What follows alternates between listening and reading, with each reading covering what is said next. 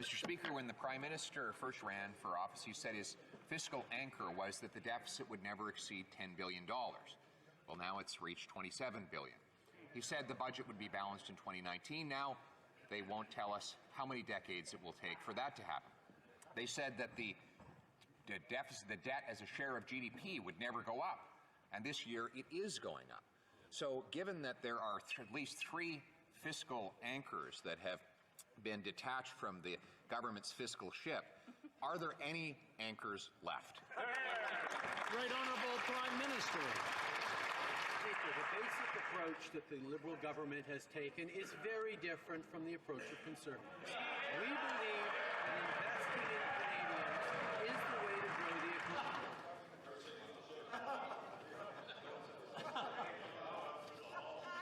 Thank you.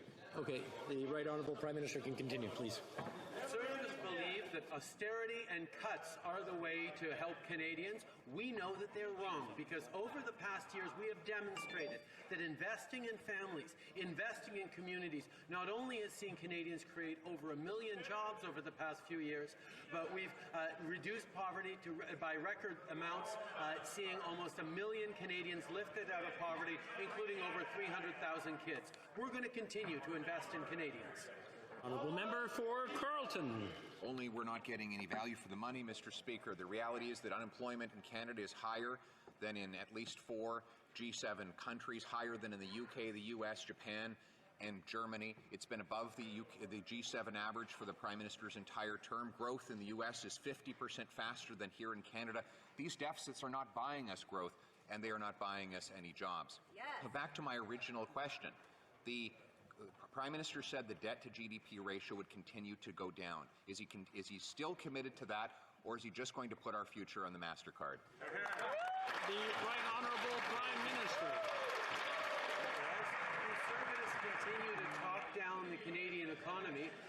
We can understand that Canadians might wonder where we're going. Well, I am happy to reassure them that not only is our plan working to lift Canadians out of poverty and see jobs created, but the international bond rating agencies have unanimously given Canada a AAA rating, the top rating in terms of our fiscal plan for going forward.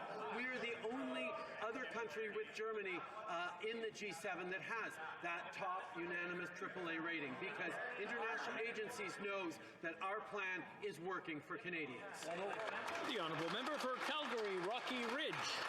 Mr. Speaker, the Minister of Middle-Class Prosperity has repeatedly failed to answer basic questions about what middle class even means. Right. The Liberals say that they like evidence-based policy, but we know that they like buzzwords even better. Without a definition of the middle class and an estimate of how many Canadians belong to it, nobody can measure their prosperity. Does the Prime Minister think it's important for his Minister of Middle-Class Prosperity to know who the middle class are?